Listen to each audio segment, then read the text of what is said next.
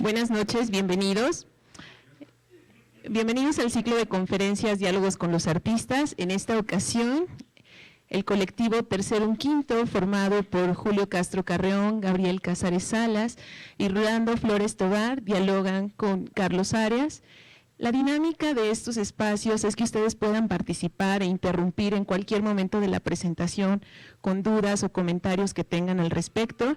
En esta ocasión ellos van a realizar una autopresentación, entonces le damos la palabra a Carlos Arias. Bienvenidos por estar esta noche en el Museo Amparo compartiendo con nosotros su trabajo y bienvenidos ustedes. Que disfruten la conferencia. Bienvenidos, quisiera ustedes se presentaran como de dónde surge el grupo y de dónde son y cuántos años llevan trabajando juntos. Bueno, yo soy Gabriel Cázares, bueno, ya nos presentaron, efectivamente, el colectivo Tercero un Quinto se formó en 1998 en Monterrey. Estudiamos los tres artes visuales en la Facultad Autónoma de Nuevo León, en la Universidad Autónoma de Nuevo León, en la Facultad de Artes Visuales. Pues nos hemos estado trabajando de manera colectiva, digamos, desde hace 13 años. Nos interesan como varios, pues si no temas, como sí varias situaciones en el espacio público, por un lado, también algunos elementos o temas también dentro de la construcción, la arquitectura. Mucho del trabajo se ha resuelto a manera de obra en el espacio público, ¿no?, de carácter público, pero también hay obras que reflexionan, digamos,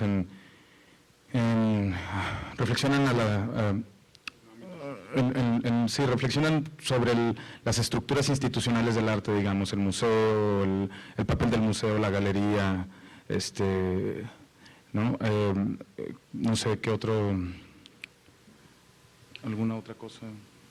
Pues no sé, yo creo que sería bueno hablar, como decía Gabriel, no es que trabajemos precisamente un medio en particular, sino nuestros intereses pueden, bueno, de pronto nosotros los consideramos como dos grandes intereses, por ponerlo de esa forma, ¿no? Y entre estos se van a veces relacionando otro tipo de trabajos, pero con la intención de hilar, digamos, un tipo de interés un poco más particular, hicimos una selección de tal forma que se relacionara con el proyecto que hicimos aquí para la exposición de Resist in the Present, la cual esperamos que sirva como una forma de ir explorando, por un lado, un elemento formal que ha estado presente durante estos casi 13 años, un poco más de 13 años de trabajo, pero que además, que por otro lado ha sido, digamos, trabajado de diferentes formas. Entonces hicimos una selección en la cual estamos partiendo del elemento, digamos, para hablar de lo arquitectónico, del elemento básico y fundamental que es el muro. Entonces, a partir de una selección que no es todo el trabajo que podríamos considerar, hemos desarrollado alrededor de este elemento. La idea es, bueno, aprovecharlo, el muro, digamos, como un concepto o como un elemento que ha estado presente en el trabajo, para ver de qué forma se ha problematizado este mismo elemento con respecto a lo arquitectónico, a lo escultórico y a lo institucional, digo, para ponerlo de una forma como bastante general. Y obviamente en el transcurso de esta presentación nos gustaría que cada duda, comentario que tengan, lo hagan al momento, para no esperarnos al final, sino que ir construyendo más bien una forma más dialogada de presentación, ¿no? Y sí me gustaría que dijeras un poquito más curricularmente cuál ha sido la trayectoria, ¿no? Si quieres tú, Julio. Bueno, como decía Rolando y Gabriel, pues empezamos en el año 98, y yo creo que también puede ser una buena pauta para la primera pieza que hicimos juntos, que Primero, pues, de currículum. precisamente fue como una, sí, como una manera de empezar en Monterrey, después fue construyéndose hacia, pues ¿cómo situarlo en términos curriculares? Pues sí, exposiciones... Regularmente podríamos empezar con el trabajo, yo creo que sería Pues la sí, forma más- Ya entonces cuando empecemos lo Hay que hacemos, ¿no? situarlo también de que nosotros lo que hacemos, muchos de esos trabajos son trabajos, o casi la constante había sido, o es una de las grandes constantes, que es trabajo de sitio. Trabajo en donde la exploración de las obras, en cómo están situadas y los contextos en cuáles están insertados, hay una relación directa. Y cómo también tiene que ver, en esta primera pieza, por ejemplo, que se llama Pared, que es la primera pieza que hicimos juntos en el año 98, habla de como un vocabulario muy temprano, que es ver este elemento del muro o esta pared como un elemento que está presente en la manera, en la construcción, no en la arquitectura, porque pues, puede ser algo más complejo, pero la manera de una construcción, algo que se edifica, algo que tiene un volumen y que tiene una serie de características escultóricas, y que digamos que fue nuestro punto de partida para hacer una exploración directa con el espacio en donde estaba contenido. Esta pared está colocada, como se ve en la imagen, entre dos salas que era el lugar de exposición, y se construyó como eso, como un elemento escultórico que interrumpía ambas actividades de un lado y otro, pero que también era un elemento propio de ese sistema constructivo que al ser dislocado y dispuesto en esta posición, tenía una lectura y una significación distinta, que en ese momento lo que nos interesaba era tener una reflexión acerca de la escultura, cómo esto se podía ver como una escultura y a la vez que también era una intervención dentro del espacio de exhibición. Ok, entonces me autopresento y empiecen ustedes.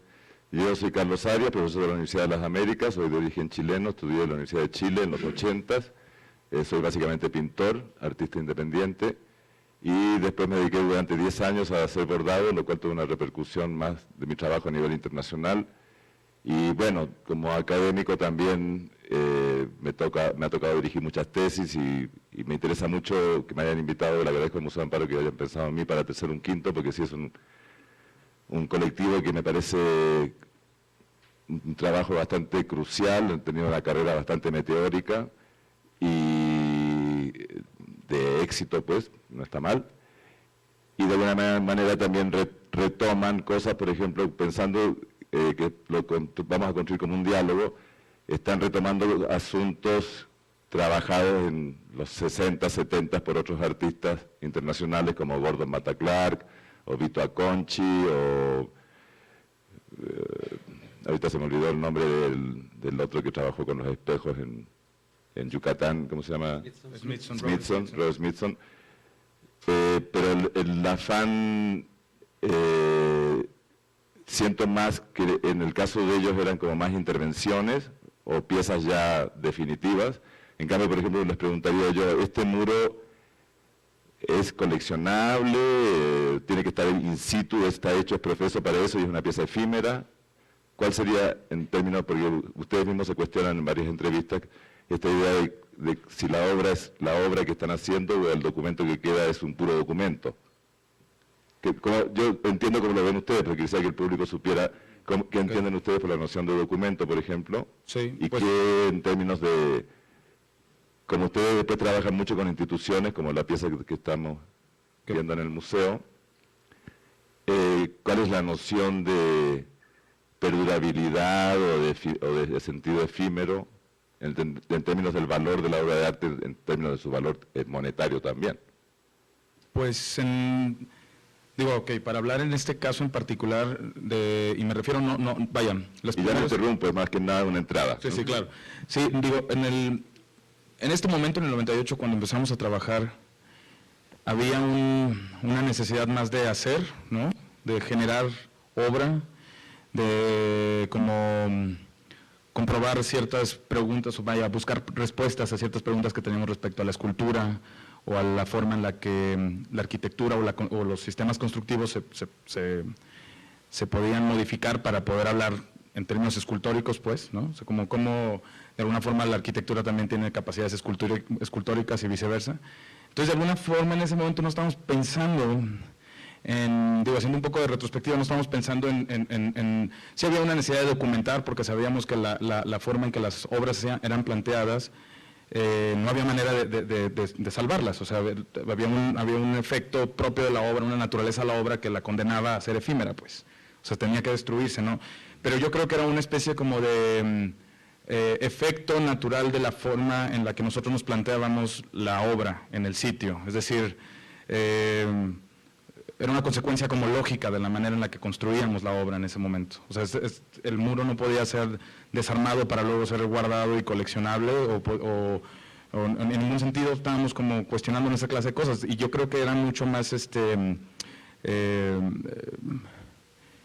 intuitiva la manera en la que estábamos creando la obra, y también de alguna forma mucho más, ¿cómo le podría llamar? Como enfática, digamos, no sé. O sea, no estábamos deteniéndonos mucho a ver cuáles eran esos otros efectos de la obra una vez hecha en un espacio, sino más bien nos interesaba verla en ese momento en el espacio y saber qué obteníamos de esta clase de experiencia.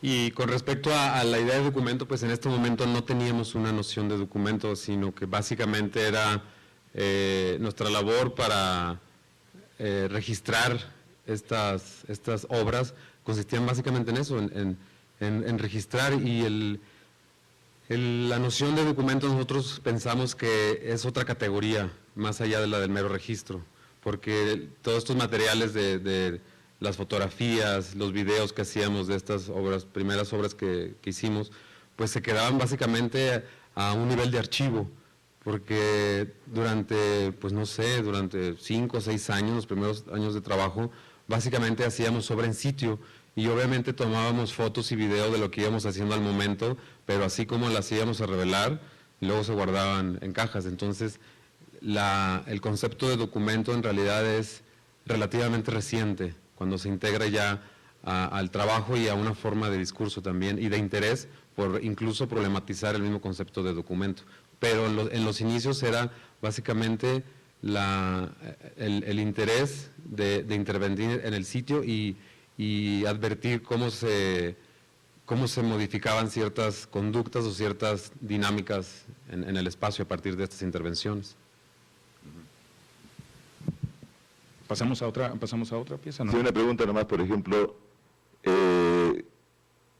como son un colectivo, de repente a nadie se le ocurrió la idea de que el muro continuara para arriba, por ejemplo, en esta parte, o por decir, cuéntenos, platíquenos un poco, porque lo interesante de un colectivo es a ver cómo trabajan. Las dinámicas. La dinámica, ¿no? Pues sí, mira, yo creo que es algo que hemos platicado muchísimas veces, y creo que es como uno de los, digamos,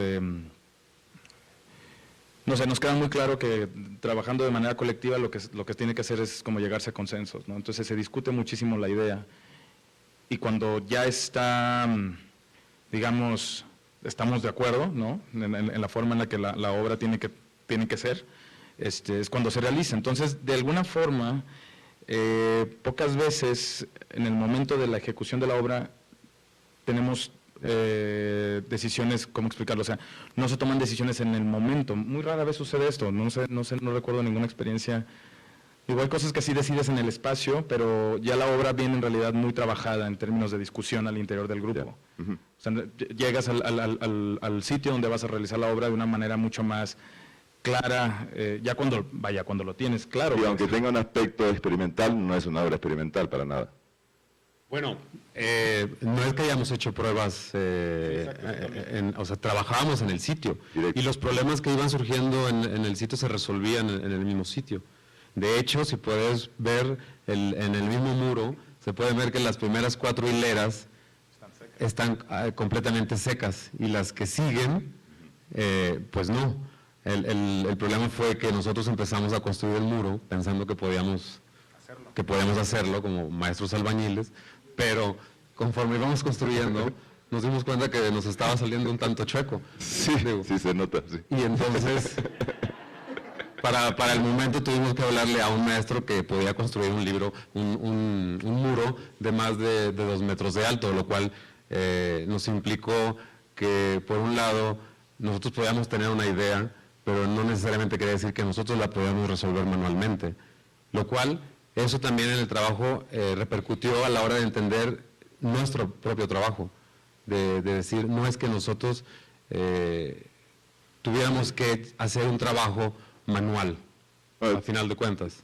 Te lo preguntaba porque es una decisión que ustedes tuvieron que tomar en un momento dado o aprender albañilería o de plano trabajar con los oficios, con personas que saben ese oficio? Pues después se volvió una situación mucho más consciente, porque por ejemplo aquí es un problema técnico en el cual pues sí, no puedes hacer algo que se va a caer por una cuestión de que el objetivo era construir este muro, pero posteriormente hubo una conciencia mucho más dirigida hacia los agentes o las personas que interfieren en la obra. O sea, ya de una manera en que la obra puede llevarse, que eso posteriormente, pues sí, fue influenciando en la manera en que te puedes relacionar con otros agentes.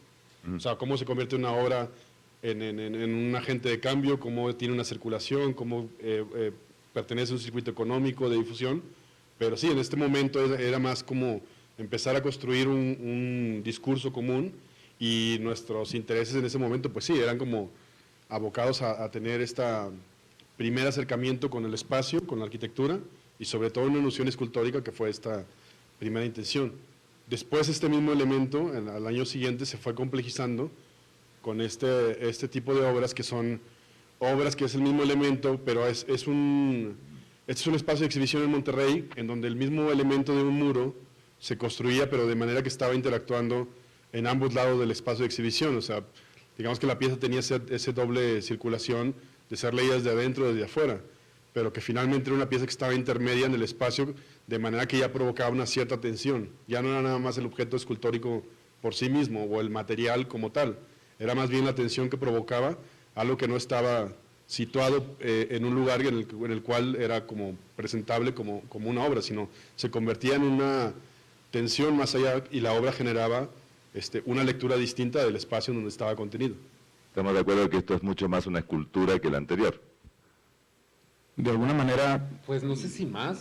sí, yo creo que complejiza ciertas cosas, más bien, o sea, más bien aborda, de alguna manera este proyecto sí recoge otras inquietudes, ¿no? Porque el otro proyecto, Pared, está insertado en el interior y hay una forma condicionada para leer la obra en ese momento, es decir, todo se lee desde el interior y en relación a la construcción desde el interior.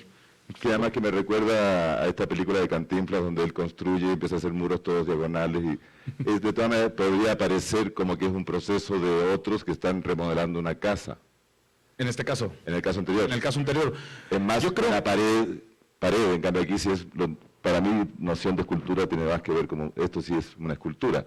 pues hay una cosa que nos... Física, ¿no? El Sí. tamaño y la proporción en respecto al edificio. Pero- Es una antigua estación de tren, pero también es como la manera en que está situada, Ajá. la que le da ese carácter, tal vez eso, reafirma más su valor escultórico, siendo que los materiales son igualmente comunes que el caso anterior.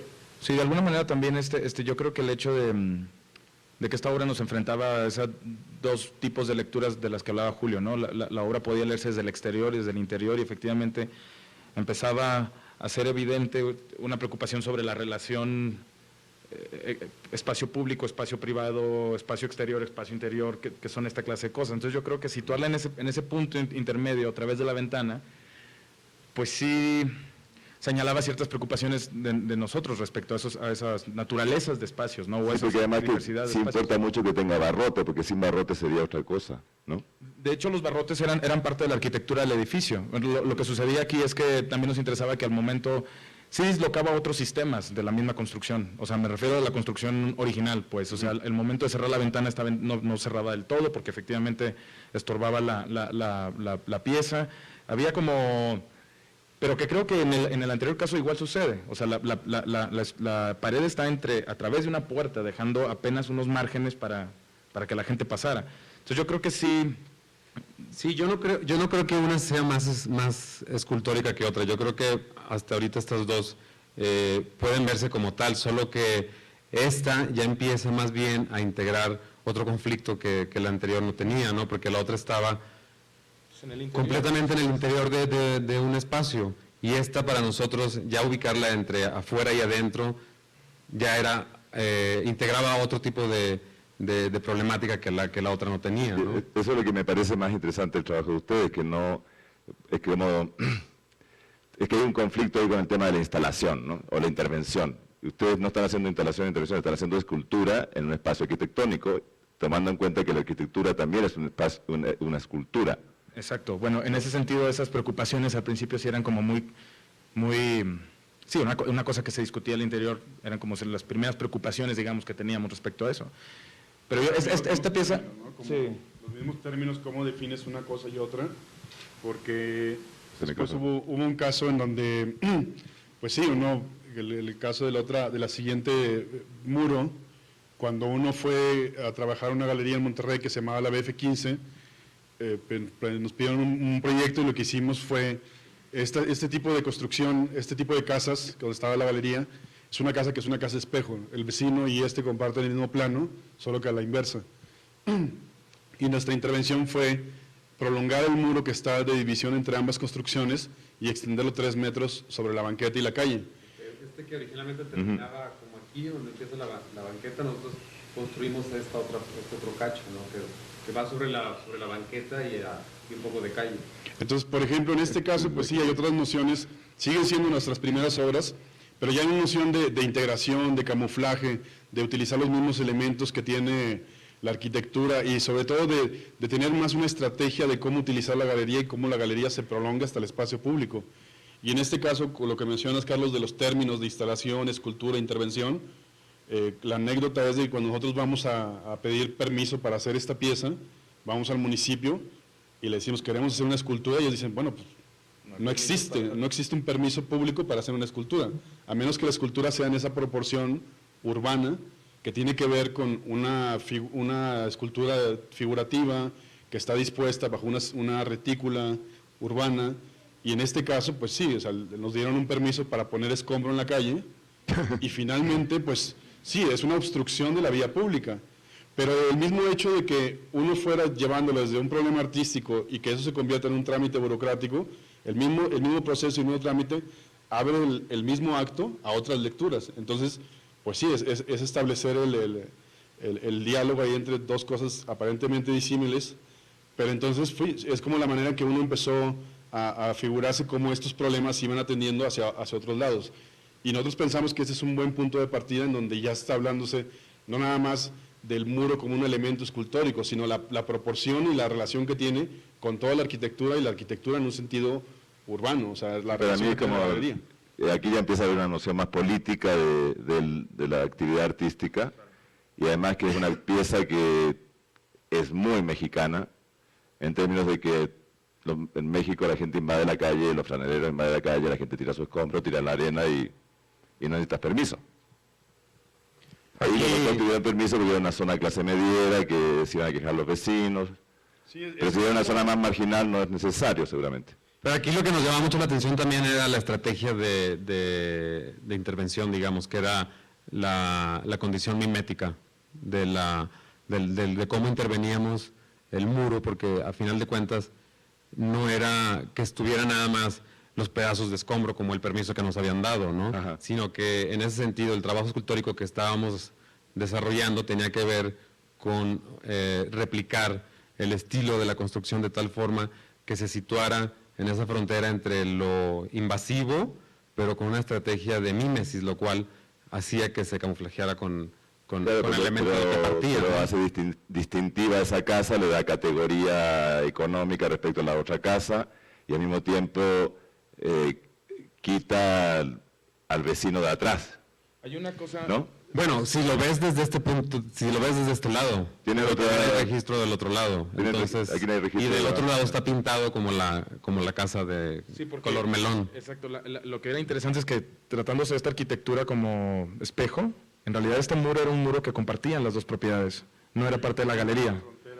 En ese sentido no era parte de la galería, era parte de las dos propiedades, es el muro que divide las dos construcciones. Entonces del otro lado de hecho está pintado de color melón como la casa del vecino. Y de alguna manera esta estrategia como de mímesis de la que Rolando habla sí generaba cierta... había un engaño, las personas no en el momento en que veían la obra no sabían si efectivamente eso había estado o estaba recién hecho. Había quien lo podía ver, pero en algunos momentos no había una claridad sobre efectivamente si la obra, si el muro había estado ahí desde hace cuánto tiempo o no. Digo, en realidad duró muy poco tiempo, pero recuerdo eso como una experiencia como muy particular el día de la inauguración, ¿sabes? Que no había una... Sí, no lo percibían porque estaba efectivamente camuflajeado, esta estrategia había funcionado muy bien, pues, o sea, se había integrado la arquitectura a final de cuentas, a pesar de ser evidentemente invasiva en el espacio público. Y también el hecho de que ahora estaba este tipo de obra ya estaba, digamos, depositada totalmente sobre el espacio público, aún teniendo una especie de lazo, ¿no?, con la arquitectura, pero ya eso nos estaba dando otros elementos para pensar, ¿no? Es decir, cómo es que el espacio público funciona, cómo sucede, cómo puede uno intervenirlo, digamos, y cuáles son las estrategias que uno puede tener para intervenirlo. Entonces yo creo que es un proyecto que nos gustó mucho en ese sentido, nos dio muchas como posibilidades de discusión. De entrada, porque fue la primera vez que irrumpió así ya totalmente en el espacio público, ¿no? Por un lado, entorpeciendo completamente la vía peatonal y parcialmente la vehicular, ¿no? Entonces, ese conflicto fue la primera vez con la cual, con lo que nos enfrentamos con este proyecto. ¿Pasamos al otro? Por ejemplo, o sea, hay casi 10 años, ¿no?, de diferencia en el anterior 99 a este de 2008, pero quisimos precisamente escoger ese tipo de obras que son este elemento de un muro y ver la cualidad distinta que cada uno tiene, como mencionábamos, desde un objeto que estaba completamente invasivo en el espacio, como la pared intermedia, a un objeto que va desplazándose al espacio público y cómo al adquirir una noción dentro del espacio público y una intención, como tú dices, que puede ser hasta desde lo político hasta lo invasivo, hasta una proporción distinta que originalmente era nada más el objeto escultórico. Nosotros quisimos poner estas piezas como antecedentes porque estos proyectos, por ejemplo, son proyectos que ya se están relacionando en otros sentidos, por ejemplo, en este caso lo institucional. Sigue siendo una superficie que sigue siendo un muro. Este es el Museo de Arte de Carrillo Gil de la Ciudad de México, y para este proyecto en particular se nos pidió un proyecto en sitio. Entonces, como les decíamos, nuestro trabajo parte mucho del análisis del contexto, de los elementos que están ahí circundantes, de las personas, de los agentes que interfieren en la obra, y a la distancia, pues después de casi 10 años de esos primeros muros, este proyecto lo que hace es unir elementos que están presentes dentro de una misma institución, del mismo edificio. Para este caso lo que se hizo fue, en los museos en México, tenemos este caso particular de los trabajadores que están dentro de un sindicato y que se convierten en unos personajes que pueden ser, tener cierto conflicto con relación a todos los demás, porque tienen ciertas obligaciones, porque tienen ciertas acciones concretas que están puestas en su contrato colectivo, etcétera. Y lo que a nosotros nos parecía particularmente de este museo es que tenía una relación, es hacer una relación en la relación que tiene un individuo con la institución en donde trabaja. En ese punto lo que hicimos fue negociar con un trabajador sindicalizado, que es esta persona que está en azul, de manera que le propusimos que él se subiera al edificio y retirara las letras que le daban identidad al museo, y esas letras posteriormente iban a ser reinstaladas adentro en el museo como una pieza de exhibición. Pero aparte de esa acción que tenía que ver con solamente trasladarlas del exterior al interior, como acá están dispuestas, él colocó la pieza dentro del museo y parte de su trabajo tenía que ver con cuidar la pieza y darle este lustro cada tanto tiempo, de manera que había una relación que nosotros forzábamos a que hubiera una relación entre el individuo y la institución donde estaba elaborando. Entonces sigue siendo un mismo elemento, la misma superficie que está trabajada, pero ahora la manera en cómo están llevados los elementos es lo que nos hacía interesante, cómo hacer esta relación entre una persona dentro de un edificio y la relación que tiene dentro de ella. No sé, un poco para distinguirlo también, como más en contraste, es esto, ¿no? Estas obras en las cuales empezamos a reconocer una vez que hay una especie, o nosotros hemos identificado como no sé, lo hemos llamado una especie de evolución natural o un desarrollo natural, en la cual cómo eran los primeros trabajos que empezamos haciendo y lo que nos interesaba de la hora en la que nos enfrentábamos con el espacio en el cual debíamos trabajar, y luego cuando entramos, digamos, a este tipo de instituciones, es decir, a un circuito institucional o más sólido, cuando menos en México, Empezamos a reconocer también otra clase de agentes y en esas reflexiones lo que intentamos hacer es también integrarlas en el mismo proyecto. Ya, pero no sería que cuando empieza con la institución empieza a ver como el otro tercera persona que es el curador, porque las instituciones son instituciones y no te van a hablar, te hablan a través de personas, entonces no hay, esto es una pregunta, ¿no hay un poquito una influencia en todo el trabajo de ustedes con las instituciones de parte de los curadores? Pues los curadores, nosotros hablando de esto, de cómo hemos intentado identificar estos agentes que vamos reconociendo una vez que vamos trabajando o enfrentándonos con ellos, porque puede ser en distintos grados, ¿no? Lo que hacemos es reconocerlo e incluso integrarlos como parte del mismo proyecto. Es decir, no sé si esa es la pregunta, o sea, es decir, no es que los soslayemos o los ignoremos, sino que en algunos trabajos, no en todos, se integran porque los reconocemos como parte también de un sistema, es decir, lo físico, el soporte físico, arquitectónico de la institución es uno, pero como tú dices, los recursos humanos en una institución son otros. Y así como en este caso es un trabajador sindicalizado con el cual decidimos que era por ahí por donde debíamos desarrollar el proyecto, en otros casos también hemos trabajado con el curador, no solamente como un negociador y colaborador de los cuales muchas veces lo ha sido, sino en otras ocasiones también incluso problematizando esa figura como parte de un sistema de producción artística. Sí, te lo digo porque me tocó ir a una curadora, Mari Carmen Ramírez, como en la ponencia, en la UDLA, diciendo que estaba muy contenta de que un artista que trabajaba en formato muy pequeño, ella la convenció de trabajar en un formato gigantesco en la ciudad de Madrid. Y la verdad era espantosa, entonces realmente a veces los artistas pueden ser como títeres de los curadores, puede ser. Yo sé que ustedes no, porque ustedes de por sí tienen muy claro hasta dónde la pieza es pieza y hasta dónde es documento, hasta dónde es archivo y hasta dónde es un diálogo con el curador y hasta dónde es una comisión que reciben. Y creo que el hecho de que hayan transitado hacia lo institucional no quita el trabajo en la calle tampoco, el trabajo público, ¿no?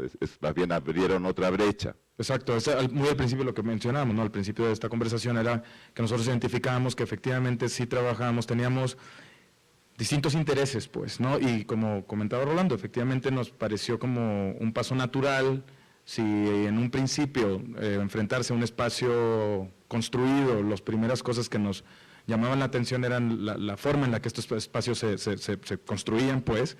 En este otro sentido ya estamos integrando otra clase de elementos, ¿no? Las personas que trabajan o que viven dentro de estos espacios, qué relación tienen estas personas con estos espacios, incluso qué relación tienen con lo que esos espacios significan, ¿no? Como en este caso del museo, lo que significa para un trabajador sindicalizado, el hecho de laborar dentro de un museo, lo que significa el museo para la comunidad artística, o sea, hay como una serie de capas que van cubriendo, ¿no? los espacios que uno, los contextos donde uno trabaja, más bien pasamos de decir espacios a contextos, pues, o sea, es decir, sitios que están llenos de varios significados y que son, y connotaciones, exactamente.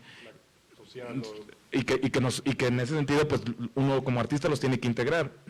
Y ahorita que mencionaba sobre los curadores, también me parece como muy interesante esta otra parte, ¿no? O sea, la naturaleza del colectivo, el hecho de discutir dentro del colectivo, pues, entre nosotros tres para definir una obra, nos ha obligado también a tener que, como decía Rola, si hay una figura de un curador, integrarla a esa misma discusión. Claro. Y en ese sentido no es el curador y los artistas, es el curador con los artistas, o sea, es como, digo, no todos los casos se puede. No siempre pero sí, no se puede la misma apertura, ¿no? Exactamente, pero sí hay... Como en estos casos se trata de hacer lo más horizontal posible. En las negociaciones. No es que no llegue imponiéndose, sino más bien por eso estos trabajos tal vez en la historia del arte tengan su relación a la historia del arte en cuanto a la crítica institucional.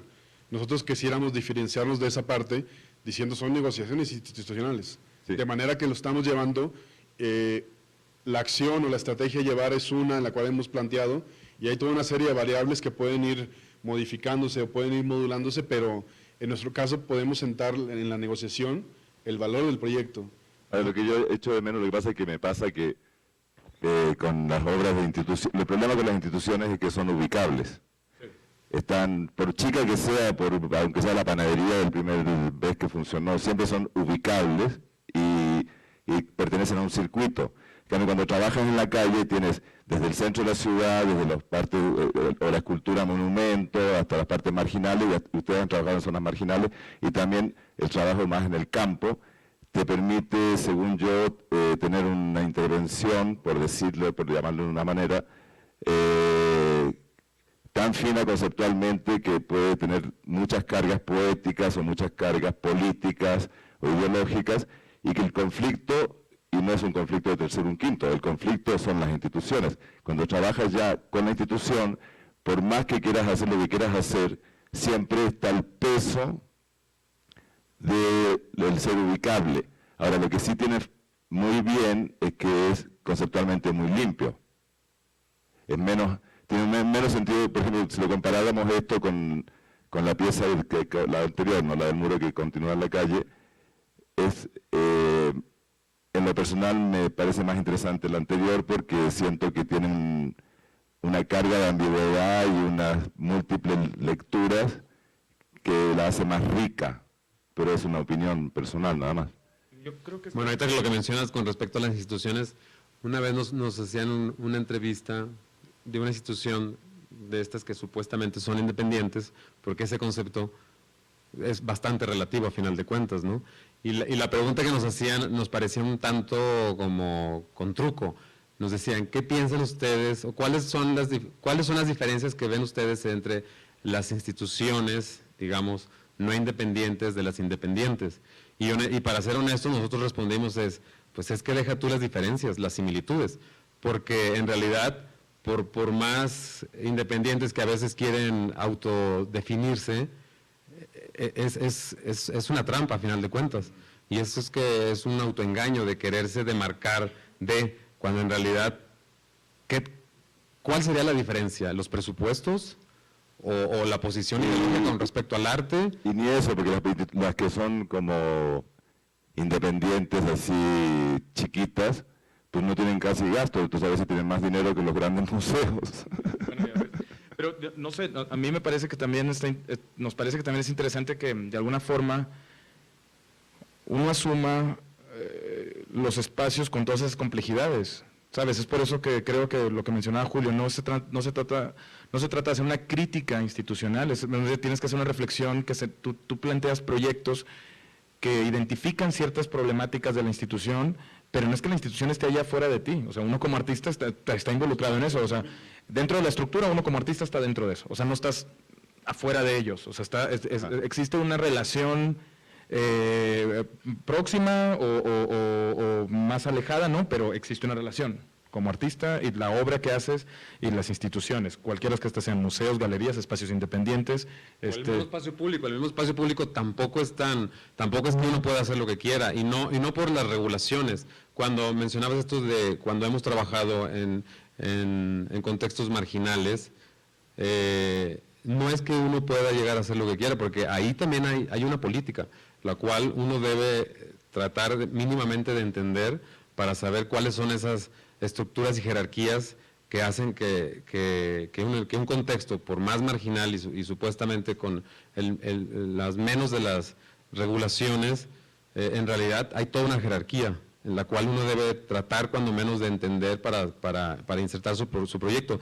Y la idea de horizontalidad en realidad siempre ha sido como una aspiración, porque sí, para ser nosotros como artistas nos hemos dado cuenta que el arte, cuando trabaja en contextos que digamos no son los propios o los naturales en términos institucionales, porque en los espacios institucionales pues son los espacios más cómodos para desarrollar un trabajo, pero cuando uno se traslada a otros que no están, digamos, regulados por toda una jerarquía institucional, por todo un complejo de agentes que regulan toda la política, en realidad te estás enfrentando a otro tipo de espacio, con otra complejidad, y esta idea de horizontalidad termina siendo una aspiración, porque el arte termina siendo muy invasivo, y es una cosa que nosotros siempre hemos reconocido, y la parte, digamos, más difícil y coyuntural que vuelve al arte un problema social, es cuando nos preguntan, ¿y eso qué es? Cuando nos pregunta a cualquier persona que está pasando por ahí, ¿no? Ese es el momento en el cual uno lo asume como un verdadero conflicto del arte con respecto al entorno y al contexto. Yo creo que para el mejor ejemplo podría ser el siguiente proyecto. ¿Este? Sí. Bueno, Hay que dar el background, ¿no? Bueno, solamente para pasar unas imágenes antes de pasar ya a lo que fue la intervención. Bueno, estas son unas vistas de la plaza de Tlatelolco, de Tlatelolco, la llamada Plaza de las Tres Culturas. En el 2008, en lo que antiguamente fue la Secretaría de Relaciones Exteriores, que en ese momento acababa de estrenarse como el Centro Cultural Universitario Tlatelolco, que había sido dado al control de la Universidad Nacional Autónoma. El director del Centro Cultural nos invita para que realicemos un proyecto a propósito del 40 aniversario de la matanza del 2 de octubre. Entonces, pues, para nosotros el espacio revestía muchos, pues, también de los intereses que nos interesaban, solamente que en ese momento pues, se podían ver exacerbados. ¿Sabes? Por un lado, la relación entre arquitectura y poder en este edificio, bueno, este es el complejo habitacional y todo el megaproyecto modernista mexicano de los 50s, que es la Tlatelolco, y esta es la torre de la Cancillería, de la Secretaría de Relaciones Exteriores. Entonces, para nosotros esta situación era como temas que nos interesaban mucho, solamente que ahí estaban totalmente exacerbados, ¿no? La connotación política que tenía el espacio, la connotación política de la misma arquitectura, al ser un edificio que fue diseñado por, digamos, uno de los, o si no es que el arquitecto de los grandes proyectos monumentalistas del país, Pedro Ramírez Vázquez, que así como hizo hizo el Estadio Azteca, el Museo Nacional de Antropología, la nueva Basílica de Guadalupe, es decir, los megaproyectos arquitectónicos del modernismo en México, ¿no? Entonces, pues, estaba contenido de muchos temas que a nosotros nos interesaban.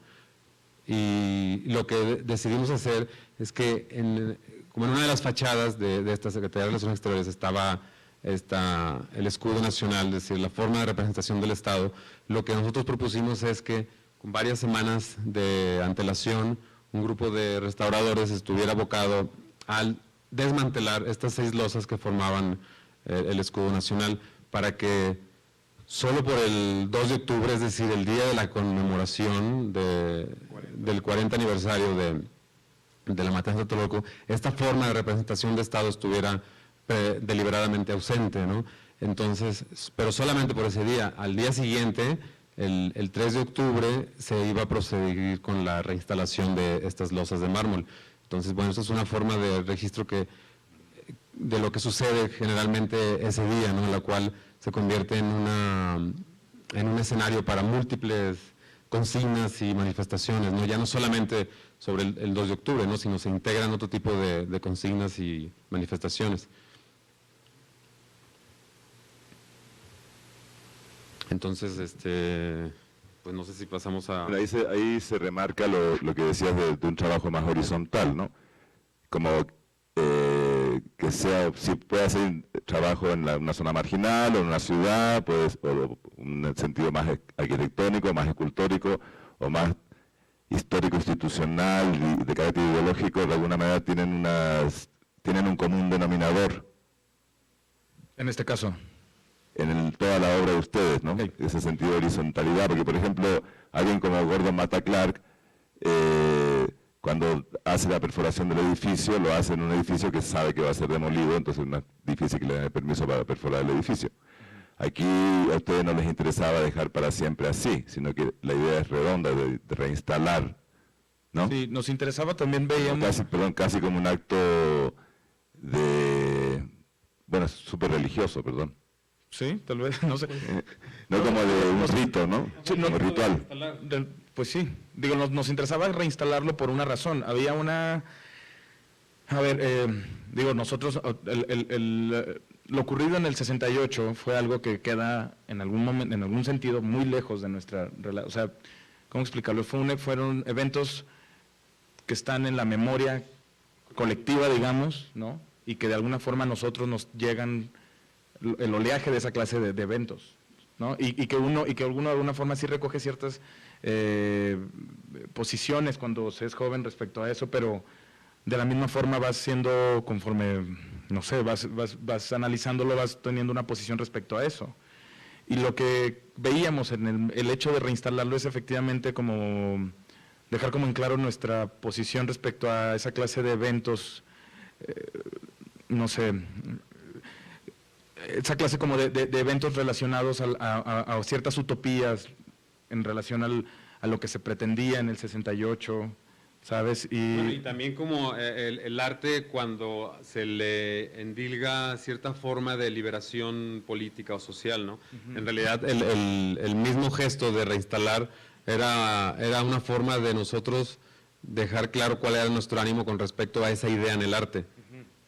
Sí, pero también está el asunto de que realmente no hay una comisión de la verdad, no se ha resuelto ningún problema con el 68 y el gobierno se quiere lavar las manos y quiere hacer estos actos conmemorativos. Entonces, este acto en un sentido de rito, pero también un carácter poético, porque es, a pesar de que sea el panismo, sigue siendo el mismo escudo, sigue siendo la misma falta de respuesta del gobierno frente a las víctimas del pasado, ¿no? Sí, nosotros cuando planteamos el proyecto, aun cuando es un proyecto que requiere de mucho andamiaje institucional para poderse llevar a cabo, siempre nos quedó claro que nuestra posición con respecto a hacer una pieza y llevarla desde lo artístico iba a tener una manera de actuar conforme a todo lo demás. Y solamente podíamos abocarnos a la parte que tenía que ver con lo simbólico, a pesar de que es un trabajar hacerlo con un cuidado y con una procurar que esto no sea, de por sí ya es un tabú tocar los símbolos nacionales. A nosotros lo que nos interesaba es tener esa postura en relación a solamente durante el evento hacer alusión que la figura del Estado no debería estar presente. Y conforme al siguiente día se restauraba toda la normalidad de esa realidad que sucedía alrededor de este edificio, pues era casi un acto de coherencia reinstalar el escudo.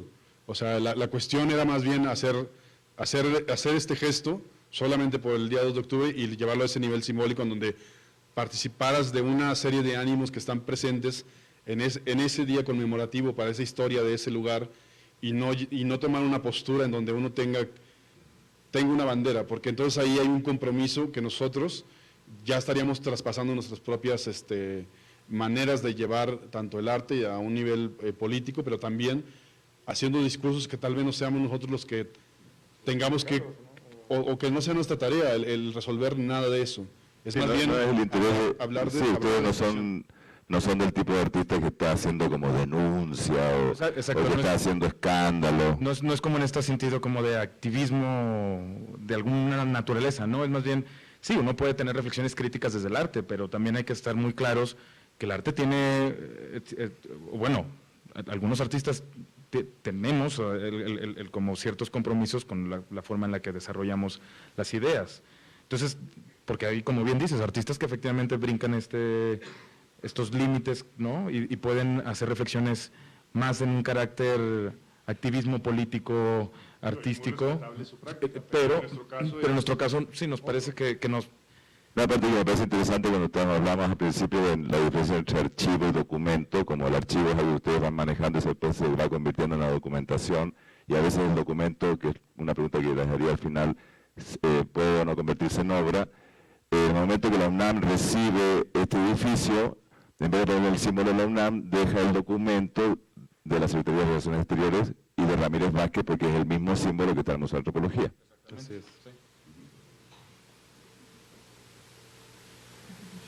¿Tienen preguntas o comentarios? Sí, pueden interrumpir, por favor. A ver, en el momento mejor. Te van a dar el micrófono. Ahí está el micrófono.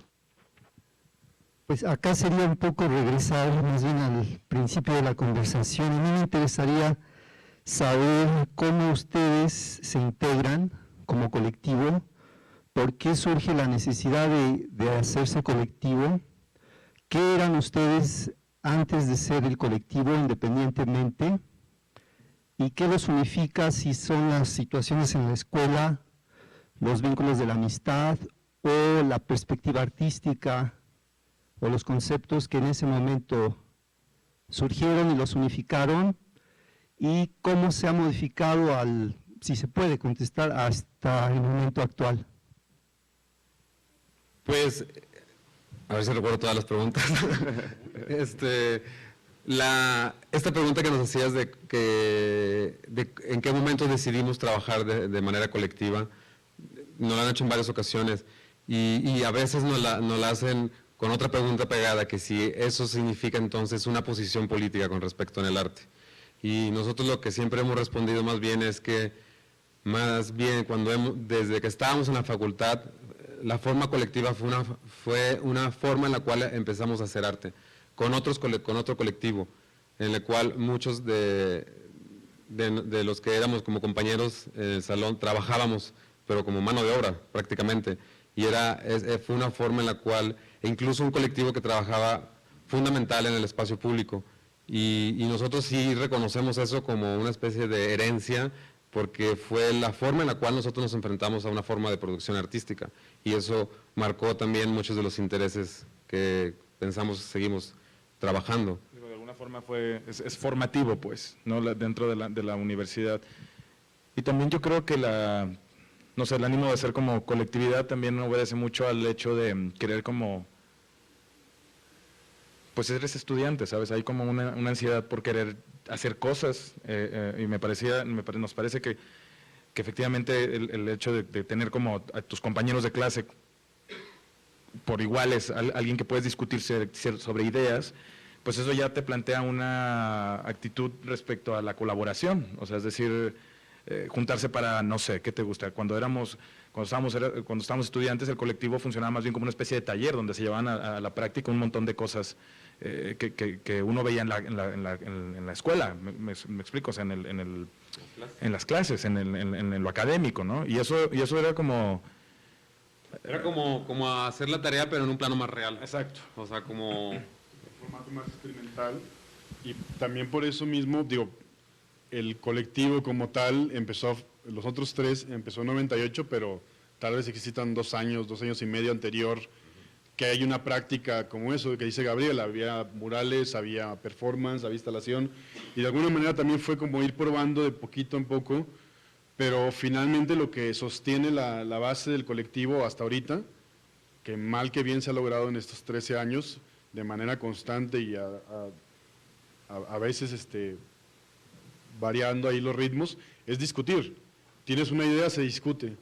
Ese es el planteamiento, repartir la autoría, no cederla, más bien en términos de decir somos un colectivo respetando que somos 3 personas, 3 individuos, pero a la vez ya en este momento ya hay una contaminación de ideas y de planteamientos que llevamos, que a final de cuentas si las ideas no se discuten, no pueden salir bajo el nombre de tercero un quinto, no por proteger una marca, nosotros tampoco creemos en eso. Es más bien tener una postura ante las obras, ante lo social, ante lo político, y es una manera también un poco de ir moldeando cómo el trabajo colectivo se ha ido posicionando con respecto a tener un statement como persona, como artista.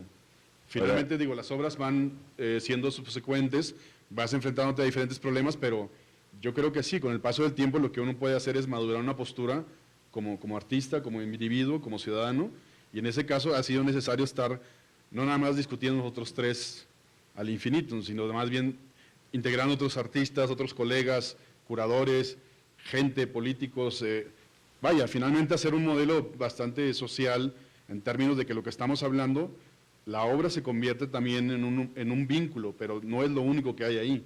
Hay todo un circuito de discusión en el cual se participa de él. Ahora, sabemos que son 3 cabezas, pero no pasa de repente que a Gabriel o a Julio, ¿cuál es tu nombre, perdón? A Rolando se le ocurre una idea brillante y digan los otros 2, ya, claro, va. Sí, sucede. Sí, no es que, hay una condición que sí es una forma colectiva, que es que cuando menos se tienen que discutir las ideas. Eso no quiere decir que por condición una idea se tiene que modificar, Ya. sino cuando menos se tiene que generar una discusión alrededor de ella. La mayoría de las veces en realidad es que sí se modifica la propuesta, digamos, original que alguien con la que llegó. Ahora, los seres humanos vivimos la mayoría emparejados, ¿no? Entonces, cuando eres un artista independiente, pues como que tienes con tu pareja como una cierta relación y un cierto ritmo de vida. ¿Qué pasa con lo privado? Con la vida privada de cada quien. Pues como la de cualquier persona, Ya. como con sus problemas y también todo el mundo tiene que negociar todo, ¿no? Con uno, con otro, con quien sea, ¿no? Esa forma de independencia, hablando de eso, pues digo, es bueno, y hablando de eso, no es que la forma en la que trabajemos sea una oposición a la forma individual, es solamente que es una circunstancia en la cual nosotros trabajamos.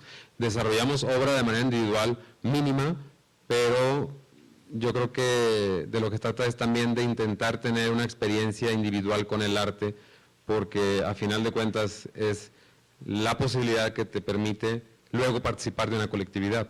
Ahora, ¿por qué no pensarlo como una marca? Digo, no como... Es que no siento que el micrófono no... ¿Sí se oye bien?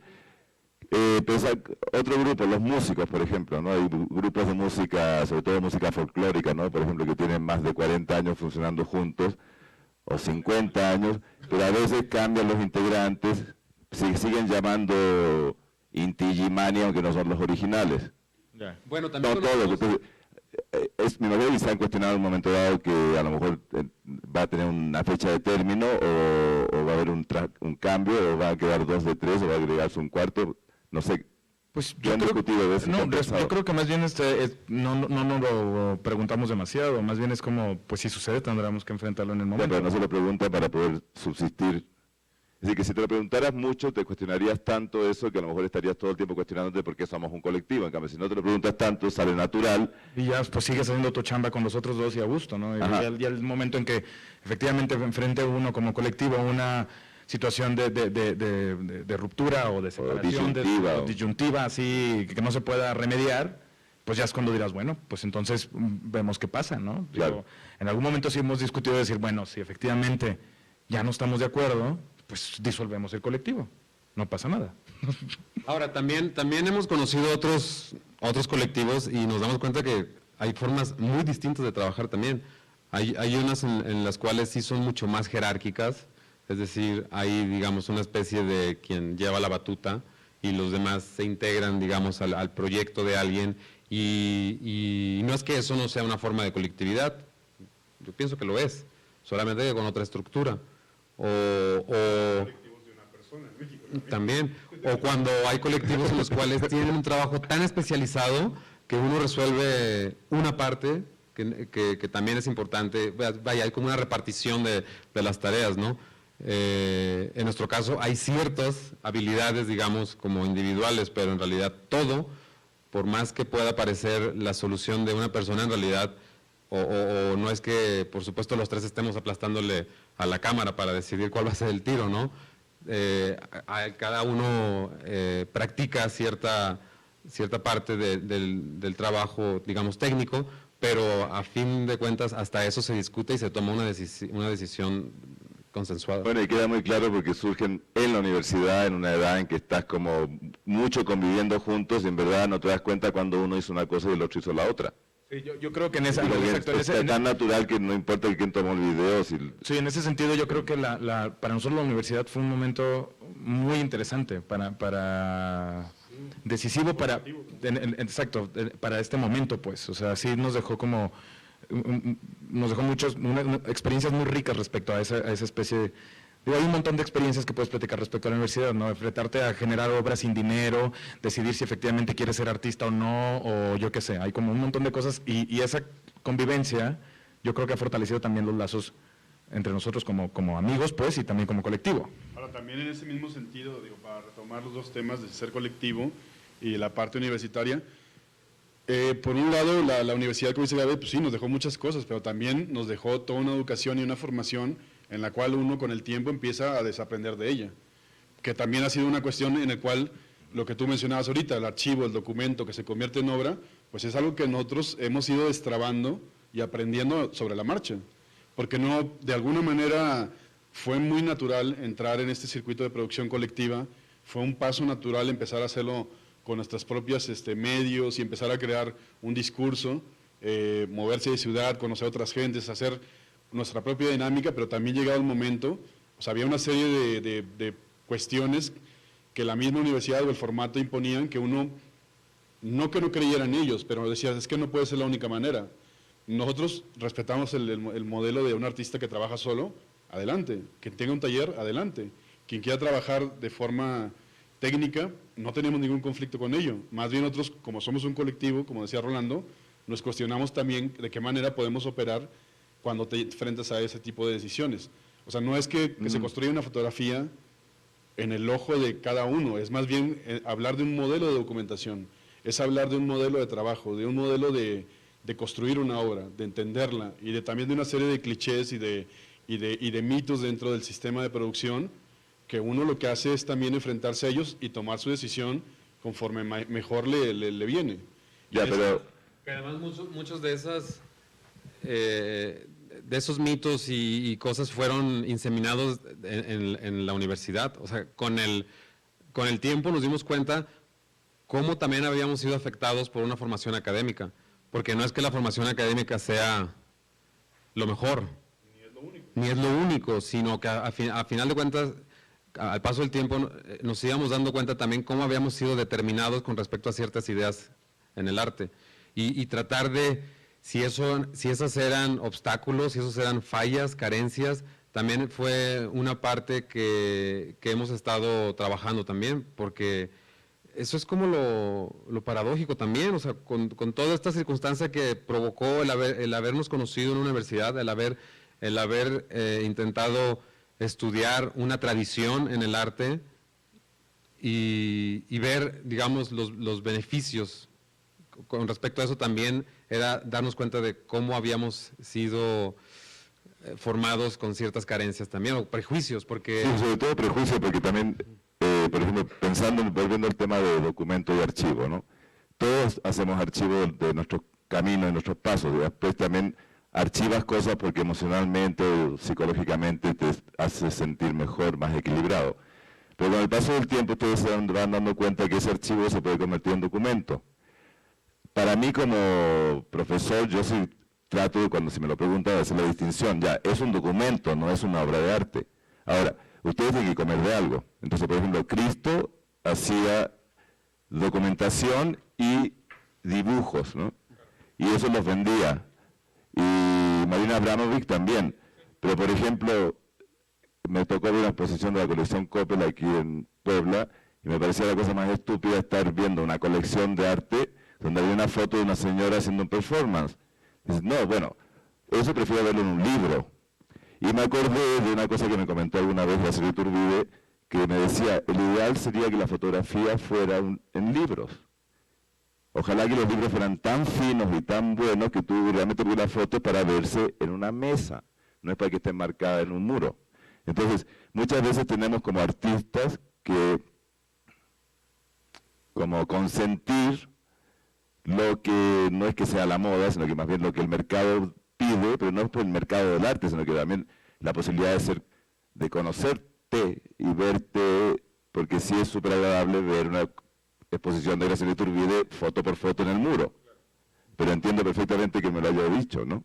Ahora, no es nada agradable ver una documentación en el muro de un performance, porque no se le quita todo el chiste del performance, es distinto verla en un libro, que como estamos todos acostumbrados, porque ustedes han visto a Marina Abramovic en vivo, nadie de nosotros, entonces, ¿no? Sobre eso que comentas, es lo que platicamos al principio, ¿no? La idea de documento o la problematización que hemos integrado en nuestro trabajo es relativamente reciente. Y las primeras veces o sea, recordamos la primera vez que nos invitaron no a hacer una obra en sitio, sino a presentar la documentación de una obra. Eso sí fue como un saque de onda, pues tremendo, ¿no? Porque nunca ni siquiera nos lo habíamos preguntado. Entonces, cuando las primeras discusiones hacia eso, nosotros decíamos, efectivamente, no nos interesa una idea de documento, por un lado, como con un carácter probatorio, es decir, habíamos visto una forma de documentar el arte como esta que mencionas, por ejemplo el performance o situaciones como una intervención y todo esto en la cual hay incluso una sobreestetización del mismo registro, porque una cosa es el registro y nosotros siempre nos preguntamos, ¿en qué momento decides ampliarlo tan grande? O sea, ¿cuál es el paso ese creativo, mental, que te lleva a decidir que la foto tiene que medir no sé cuánto, es con respecto a una escala de espacio, que eso sería, digamos, la forma más elemental de trabajar también con respecto a una solución formal, o solamente porque son atavismos que vas ahí mamando, en el cual te dicen que una foto grandota es mucho más bonita que una pequeña, ¿no? O que puedes venderla más cara porque pues le estás invirtiendo más. O sea, hay... Y esas formas nosotros habíamos renunciado y veíamos una forma de documentación súper repetida en ese tipo de trabajos, porque eran 3 fotos grandotas y un video donde veías cómo se estaba haciendo la acción, ¿no? Y entonces decimos, bueno, pues el documento no tiene que ser como esa idea del cine, el cinema veritano, no tiene que ser un asunto probatorio. Entonces, como no teníamos resuelto una idea de documento nosotros, las primeras formas de documentar nuestro trabajo en realidad eran casi que agarrar el archivo y así como llevas tus negativos a imprimir en el formato postal, entonces todo lo poníamos, los primeros bocetos que hacíamos como para platicarnos las ideas nosotros, es decir, trabajamos como un nivel de archivo, solamente que una forma de display.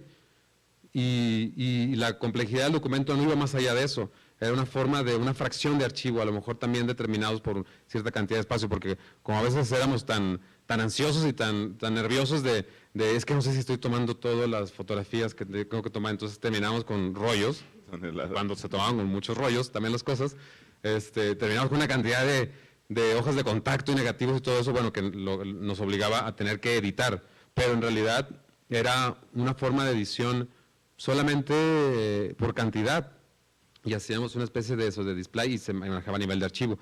Después, cuando en una exposición que hicimos en el Carrillo Gil, para la cual fue este proyecto que les mostrábamos de cómo el sindicalizado desmanteló los letreros institucionales, fue la primera vez que nos enfrentamos a un problema de documento, porque iba a ser una selección de 6 obras y una obra nueva que se iba a presentar en el espacio, en la cual se tenían que presentar no puras obras nuevas en el sitio, sino los documentos de esto. Entonces nos dimos a la tarea de problematizar la idea de la noción de documento en el arte y con esta condición, ¿no? que era llevarlo más allá de, por ejemplo, meros apuntes tipo archivo, sino cómo es ese momento en el cual una obra que desarrollaste en un tiempo y en un espacio determinado, una vez que se traslada a un espacio institucional en forma de revisión del trabajo o que adquiere un sentido curatorial como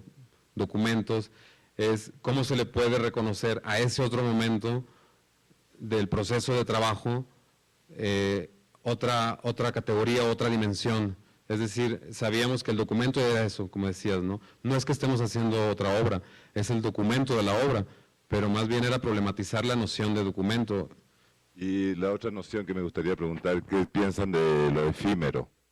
Porque, por ejemplo, hay un artista italiano que no trabaja con lo efímero, pero al contrario, trabaja piezas escultóricas que se tardan como 15, 30, 20 años en hacerse. Por ejemplo, Giuseppe Pennona incrusta una mano de bronce en un árbol y el árbol empieza a crecer alrededor de la mano o pone una jaula en un árbol y la jaula empieza a elevarse con años de años, ¿no? Y también alguien puede venir y quemar el árbol, ¿no? Porque está en el campo. Entonces, ¿qué piensan de lo efímero? Porque, por ejemplo, si yo quisiera un muro de ustedes o el letrero que está, el texto, que es la siguiente obra, ¿es efímero? ¿Es una edición? Yo creo que, bueno, yo creo que sigue siendo... no sé, hay que ser como muy claros con los contextos y a mí me parece que la forma en la que se desarrolla obra en sitio debe de ser, no sé, ¿cómo explicarlo? No tenemos una problematización respecto al término de lo efímero, lo asumimos como decía al principio, lo asumimos como parte de la obra. O sea, la obra... Pero además hay un rango, ¿no?, entre lo efímero y lo temporal. Hasta eso termina siendo relativo, ¿no? O sea, Ya, pero ¿venderías esta pieza o vendes el documento de esta pieza? Se vende la fotografía de la pieza. Ya. En ese sentido, bueno... Sí, como dicen, es casi un aspecto natural de lo que está haciendo. O sea, un tiempo, o sea, lo efímero, lo temporal, el tiempo de exposición es a veces lo que marca el tiempo del proyecto, en nuestro caso. Y a veces son proyectos que empiezan o que están presentes durante el tiempo de exposición, pero no significa que se van a resolver ahí. A veces son estos tiempos abiertos, a veces son acciones muy concretas, pero en el caso de las primeras piezas, hay un fenómeno en la arquitectura que si tú te acostumbras tanto a tener algo todos los días, lo asumes. Y no es porque uno haga obras con efecto, sino porque las obras están construidas bajo una serie de condiciones para las cuales tienen cierta temporalidad y tienen cierta cabida y pertinencia, y el discurso está contenido bajo unos factores. Cuando se atraviesa alguien más y los cambia, pues uno también tiene que pensar que eso se puede ir modificando, pero al momento de hacerlo, de recuperar eso y hacer una documentación, hay que saber cómo volver a contar ese mismo proyecto, de manera que no sea que se truque, que se hable de otras cosas. Y que se mantenga el contexto, porque es muy importante. Es que, por ejemplo, esto es el registro final, esto es la obra, pero es una transportación. ¿Dónde está? Esta pieza se hizo, este es un barrio, mira, este barrio se llama East Side. Aquí es donde nació la revolución industrial en Inglaterra, y finalmente por una serie de factores que fueron cambiando todo el barrio, las empresas se movieron a lugares donde era más barato, pues vaya, siguiendo el mismo camino económico, ¿no? El punto es de que este barrio, todos estos renders y estas alusiones a lo que quieren construir ahí, en 2007, 2008 fuimos para allá porque nos invitaron de este lugar que se llama Icon Gallery, y ellos lo que querían hacer era plantear un espacio de exposiciones dentro de esta zona industrial que tenía unos espacios muy generosos y los cuales podían ser aprovechados para producir obra. Uno lo que hizo fue empezar a tomar, hacer recorridos, analizar el lugar, investigar un poco más, y finalmente lo que se propuso fue hacer una pieza en donde el lugar de exhibición, que es en 2007, fue restaurado para 2008, que es esto, cuando nos tocó hacer la pieza. Tomamos esta frase que viene es una frase bíblica que nos parecía muy interesante, sobre todo por dos razones. Tiene una connotación tan humilde, pero a su vez es tan arrogante al mismo tiempo, y muy soberbia en el cual, cómo es pronunciada. Entonces, nuestra idea era relacionar, por una parte, una circunstancia en la cual está presente en los espacios culturales, y nosotros mismos como artistas dentro de ellos participando en un circuito institucional. Por un lado, esta misma frase que está planteada aquí, perforada en este espacio de Icon Eastside, aludía a cómo las instituciones culturales llegan como una estrategia de avanzada para regenerar zonas que están deprimidas. Entonces, una vez que uno pone un espacio cultural, las zonas alrededor empiezan a regenerarse, a tener una economía, a tener más gente, a tener una nueva vida. Y una vez que eso se llega a un cierto nivel, es imposible pagar los espacios y las instituciones culturales tienen que moverse a otro lugar y hacer lo mismo. En este caso nosotros quisimos tomar esta frase como una referencia autocrítica y llevarla a través de la institución. Entonces lo que se hizo fue perforar la frase dentro de este espacio, de manera que uno podía ver a través de ella y ver que en el fondo estaba una serie de trabajadores construyendo y remodelando un área que era la que anteriormente se veía como un taller. Ahora, no es que esta frase o esta estrategia sea algo nuevo, porque finalmente es todo el barrio lo que se está cambiando, pero la idea de contenerlo en un espacio de exhibición magnifica ese mismo discurso. La idea era como hacer que la institución reconociera cuál era el papel que estaba teniendo en ese fenómeno que es conocido como especulación inmobiliaria, ¿no? Y en la cual las instituciones culturales y artísticas se convierten en eso, en la tropa de avanzada. Está más que comprobado y hay muchísimos ejemplos de eso en muchísimas ciudades en el mundo, de cómo las galerías y los espacios culturales van regenerando en términos económicos el valor de una propiedad y de un terreno.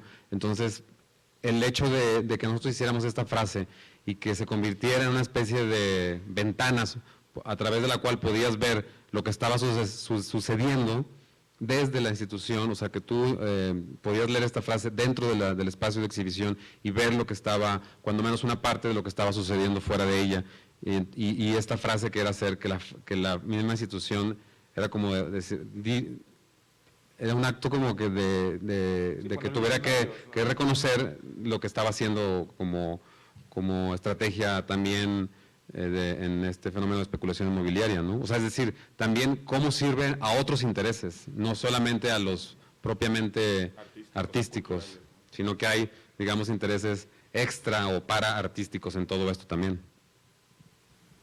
Y pues es el principio de ese tipo de obras. Sí, ese fue el primer proyecto que de alguna manera se integró, esta superficie constructiva, el muro, se transformaba ya tenía otras posibilidades también, ¿no? El texto perforado, ¿sabes? Había como toda una connotación sobre el significado del texto y la forma en la que el texto dejaba ver a través de él para también referir hacia el interior. Entonces, a partir de eso se generaron una serie de proyectos que, digo, no consecutivamente, pero sí fue como un tema que se quedó ahí como para seguir discutiendo. Y no sé, el próximo proyecto que se desarrolló fue en arquitectura. Nos invitaron a... Bueno, nos invitaron a... Va. Bueno, vamos a poner la solución final. Ok. Nos invitaron a la Bienal de Arquitectura y Urbanismo, que era compartida entre la ciudad de Shenzhen y Hong Kong.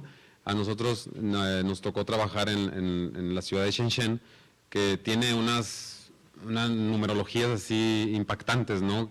Que es en 30 años de ser un pueblito, se ha convertido en una de las urbes más impresionantes y con uno de los crecimientos más brutales que ya de por sí tiene un país como China. Bueno, en relación a las otras ciudades en China, que estaban creciendo a un 10% anual, Shenzhen lo hacía a un 25%, en todos los sentidos, ¿no? Y cuando nos invitan a esta bienal para hablar de la arquitectura y el urbanismo, pues nos parecía un contexto, otra vez, ¿no? Son estos contextos que de pronto te parecen exacerbados, en el cual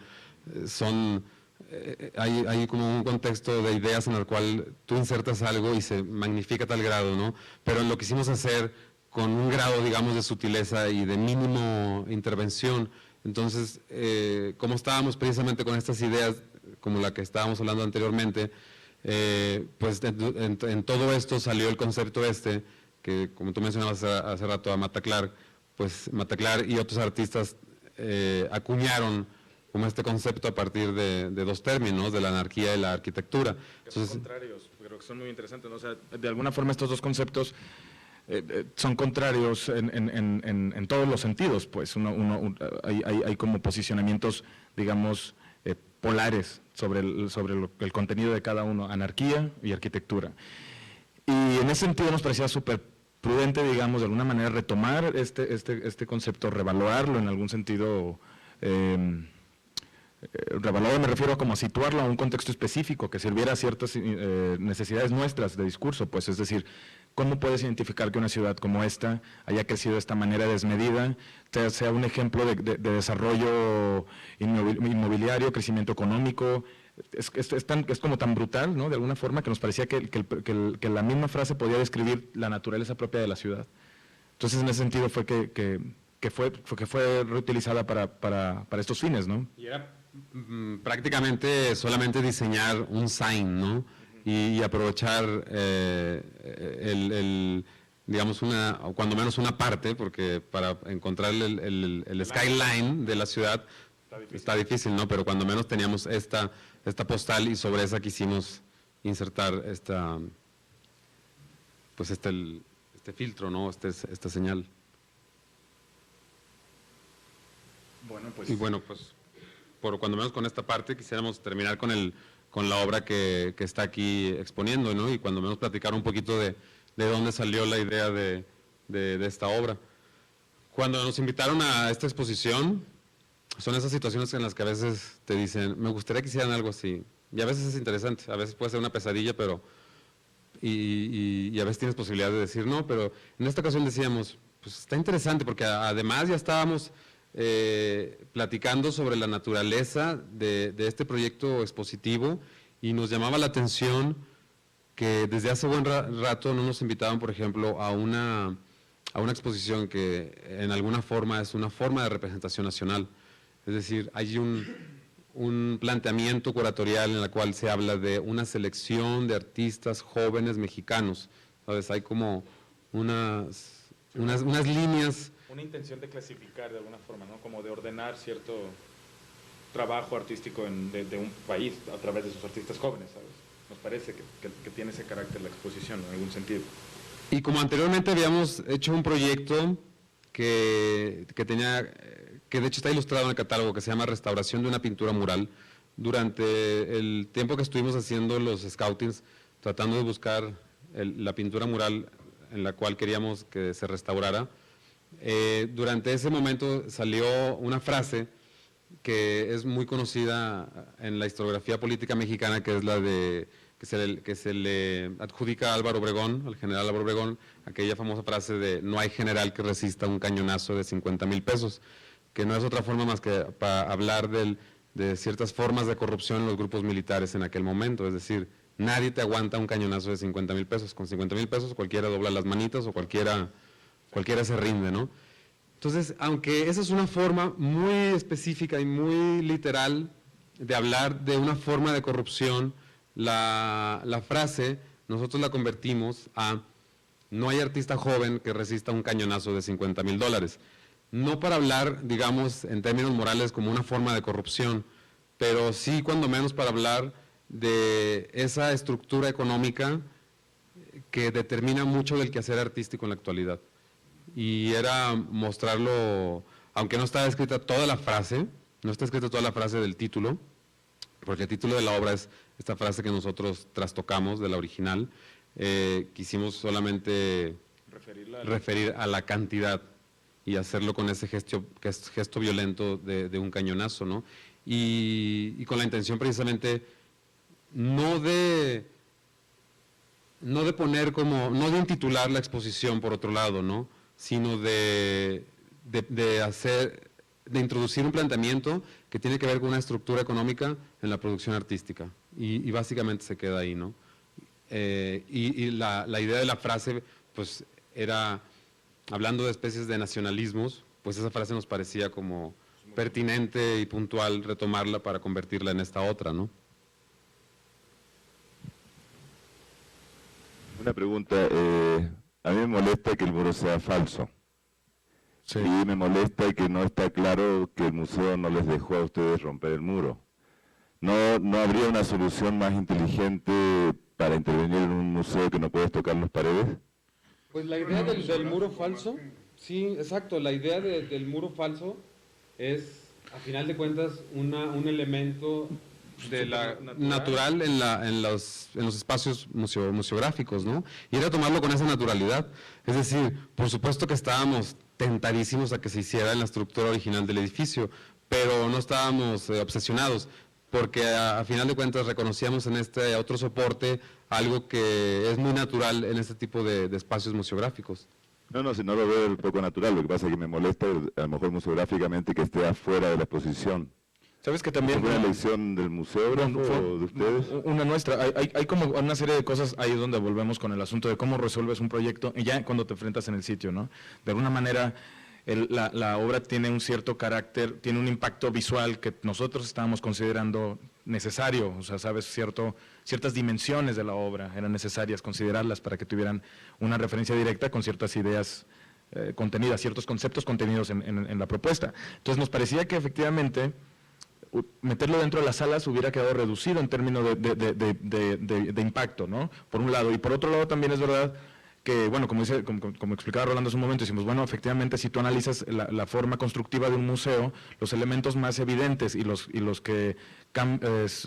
elementos más evidentes y más naturales del museo, pues efectivamente, la construcción y destrucción de paredes falsas que obedecen a un asunto museográfico que a su vez obedece a un asunto curatorial, ¿no? O sea, hay como una serie como de consecuencias de por qué utilizar ciertos materiales. Entonces, en ese sentido sí nos parecía... pues sí, o sea, uno puede decir, pues sí, si el museo fuera 6 veces más grande y la frase lo hubiéramos atravesado en las salas, hubiera sido increíble, pero pues no es el idea. Trabajan con el contexto. Exactamente, y es muy importante respetar ese contexto. Exactamente, o sea, trabajan. Ahora, ustedes estaban conscientes de los otros artistas que estaban porque para mí la exposición es lo que es, una reunión de artistas jóvenes mexicanos que trabajan con el tema político. No tiene curatorialmente ningún statement. Cero. No hay una postura ni ideológica, ni un statement claro, conceptual, a nivel curatorial. Más bien es la sumatoria de un grupo de artistas que trabajan con temas que tienen que ver con México En un y con sentido político. en un sentido político, y que tienen más bien de una cierta generación. Pues esa cosa que tú, o sea, esa idea que tú ves en la exposición era también de las que nosotros nos dábamos cuenta que pensábamos era una de las líneas curatoriales más sólidas en la selección, es decir, porque a final de cuentas la exposición pudo haber sido construida con base en otros discursos y en otros trabajos de otros artistas también, o con obra de los mismos artistas distinta a esa, pero lo que nos llamaba la atención, y la verdad nos parece interesante, es cómo se repiten durante la exposición trabajos de artistas que están intentando desmantelar ciertos mitos en la construcción nacional, ¿no? de la idea de la construcción nacional. Sí, hay una conjunción, sí, eso me parece, la exposición, como la parte más lúcida de la exposición es como la conjunción de, cuando digo que no tiene un statement curatorial, no que la esté criticando para nada, lo que pasa es que sería más interesante que tuviera un statement, además de la conjunción. Sí, hay una, sí, bueno, en ese sentido, sí, de alguna forma, pero, a ver. Porque hay obras que pueden quedar como un poquito, otras obras, no vamos a hablar de las otras obras porque para eso cada artista, pero hay obras que pueden ser un poquito crípticas, la de ustedes no, para nada, la de ustedes es bastante elocuente, clara, consecuente con el trabajo de ustedes, ¿no? Sí, yo creo que, no sé, también hay que como ver la manera en la que la exposición en general se fue construyendo. Hay como ciertos intereses curatoriales que nos parecen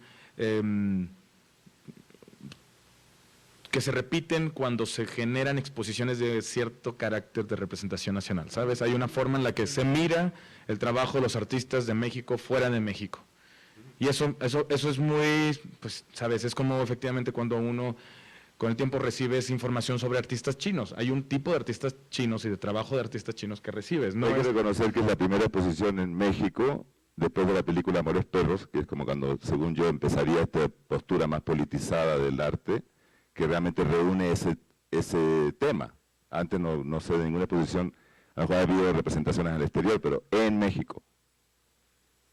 Pues sí. Yo también digo, esta es una muestra que pensamos que es un acierto mostrarlo antes en México, a como estaba el plan original de ser el Año de México en Francia. Pensamos que también es una oportunidad de que lo puedas poner aquí y tenga cierta respuesta, porque eso, o sea, normalmente estas exposiciones están hechas para el exterior, y a lo mejor eso también se convierte en lo que mencionas, que es muy recurrente utilizar los símbolos o los métodos o las representaciones tan directas hacia cosas que nosotros tenemos tan arraigadas, que es lo representativo de lo mexicano. Pero pues en ese sentido creemos que sí, pues tiene que ver con analizarlo y verlo en una dimensión, y creo que en nuestro caso sí es dimensionar la pieza en un sentido de varias capas, ¿no? Una parte de lo que decía Rolando, ese nacionalismo, esa parte de llegar a esta frase y cómo hay una estructura a la cual alude, que en este caso la llevamos al término o al mote de artista joven, pero eso también es bastante relativo y especulativo. Digo, hay artistas jóvenes como Bayrol, que viene, que es de los más jóvenes, pero también está Man Ray, ¿sabes? Entonces es como, ¿a qué se refiere? ¿A qué alude? Entonces también hay un ánimo ahí quejoso, un ánimo como medio rebelde, y a lo mejor es como, tal vez es el ánimo de la exposición, más que un statement directamente sobre un tema o sobre una posición sobre lo mexicano. ¿Preguntas del público? A ver, ¿preguntas? Como haces alusión a lo que dijo Álvaro Obregón, que ningún general resiste un cañonazo de 50,000. Como ustedes como artistas y como colectivo, ¿qué es lo que quieren decir? A mí como que me hace entender como que el arte también es corrupto, el arte se presta a la corrupción de algunos curadores, de algunas instituciones. ¿Ustedes cómo me pueden explicar a mí la pieza, por ejemplo?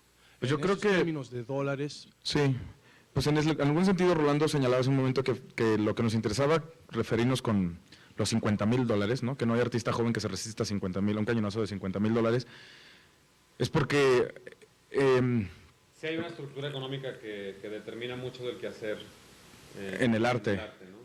y que de alguna forma nosotros somos conscientes como artistas que esa estructura existe y que no es efectivamente una estructura no es la parte diabólica de la estructura, en ningún sentido.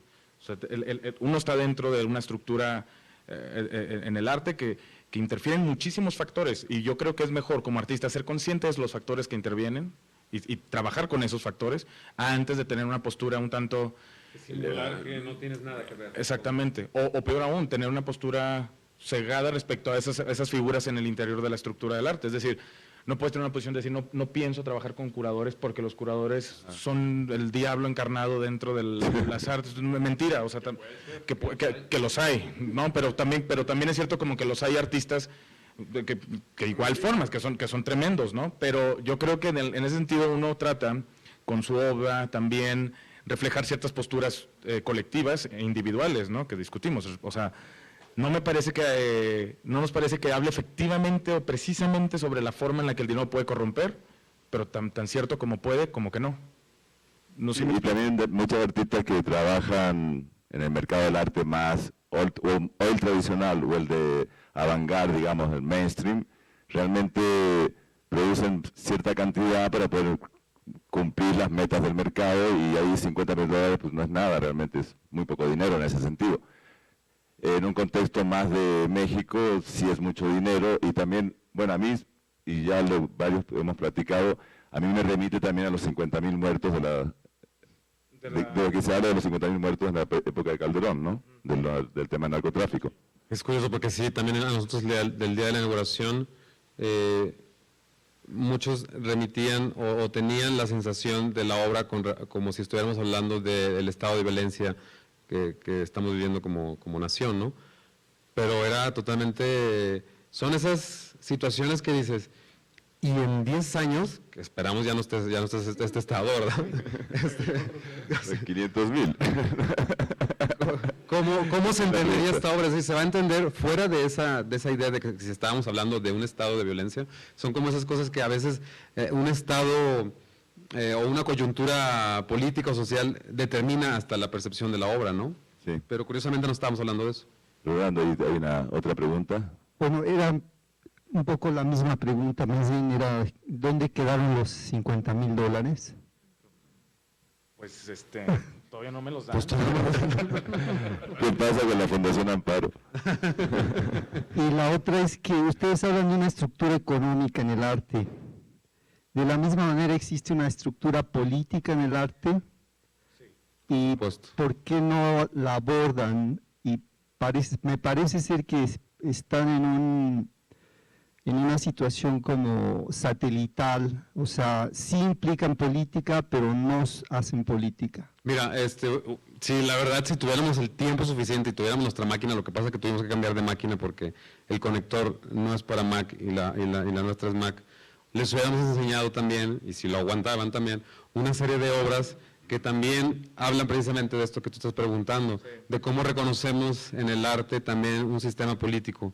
¿Y cuáles son los agentes políticos? Empezando por los artistas, por supuesto, que participan. Cuenta de la obra que hicieron en este archivo, esta galería del archivo, sí, ¿no? Langton, eso creo que es una pieza súper interesante que puede ligar esa pregunta, sí. Arturo. Así rapidito, pues nos invitaron a un espacio que se llamaba New... ¿Hay internet acá? Sí. Sí. A ver, bueno, que mientras había un espacio en San Francisco que se llamaba New Langton Arts. New Langton era un espacio que históricamente en los movimientos de arte en los 60, 70 en Estados Unidos fue como determinante este espacio.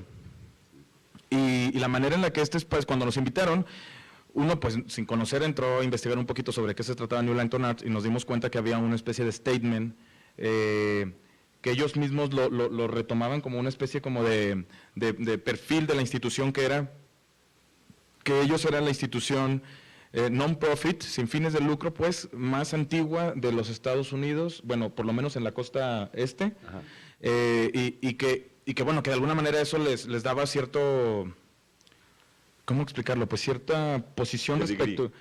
Ándale, cierto pedigrí, cierta posición respecto a las otras instituciones que sí eran comerciales y que sí eran distintos a ellos, ¿no? De alguna forma. Entonces, ¿no hay internet? Pues tendrá que ser platicado. Sí, platicado. Bueno, como la misma institución, cuando nos invitaron a esta mini residencia para hacer un proyecto en sitio, nos dábamos cuenta que la institución se nombraba a sí misma con una especie de nostalgia de lo que había sido en los 70s, porque se autonombraban como nosotros fuimos en los 70s la institución que hizo la primera exposición de, no sé, Nam June Paik. Cindy Sherman, o sea, fue una institución súper importante en realidad. O sea, Pero nos llamaba mucho la atención eso, que hablaban como del pasado, de un pasado glorioso que como pasado ya no disfrutaban en el presente, ¿no? Entonces ellos estaban sujetados más bien a lo que habían sido. Y entonces, por otro lado, nos dimos cuenta que tenían un archivo en muy malas condiciones de conservación, pero tenían un archivo que contenía precisamente toda esa memoria de trabajo a partir de más de 30 años. Entonces, el proyecto que nosotros les propusimos fue que cuando menos discutieran la posibilidad de que pusieran a la venta ese capital tan preciado que tenían, que era el archivo o la memoria de trabajo documentada, ¿no? Y no es que nosotros la fuéramos a vender o que nosotros la fuéramos a ofrecer en venta, ni a comprar, ni nada de eso, sino solamente que discutieran la posibilidad y que les discutieran de dos formas, hacia el interior, a lo que le llaman la junta de directores, y en una presentación pública invitando a ciertos agentes culturales que pudieran estar interesados en el tema. Y bueno, en eso consistía nuestro proyecto. Para la exposición lo que hicimos fue pues sacar el archivo y mostrarlo en la exposición, en el espacio de exposición, y con un texto en el cual se hacía, digamos, el planteamiento que nosotros estábamos proponiéndoles a la institución. Y efectivamente hicieron estos dos debates. Nos llamaba la atención que la mitad de la Junta de Directores estaba totalmente de acuerdo en venderla porque era una forma de capitalizarse, de reinventarse y de reinsertarse en una dinámica contemporánea y no solamente estar viviendo como del pasado, ¿no? Por otro lado... Y económicamente debe haber sido bastante valioso. Claro. Sí, porque... ¿No se hizo ninguna cotización o...? Pues al final, digo, por otro lado estaban los que decían es que no nos podemos deshacer de lo más preciado, si esto es lo que nos nombra, esto es lo que nos define hacia afuera con la comunidad artística, ¿no? Entonces estaba totalmente dividido. Y al final de cuentas decidieron que no se vendía, o la discusión terminó en eso, en una sola, no más que una discusión. Y la forma en la cual nosotros decidimos convertir este proyecto en documento es que todos esos materiales que nos habían dado, las listas de materiales que componían el archivo, las entrevistas que hicimos con una mujer que estuvo trabajando en el archivo, las discusiones, la transcripción de las discusiones, todo eso que al final de cuentas se volvió nuestro archivo de ese proyecto, decidimos que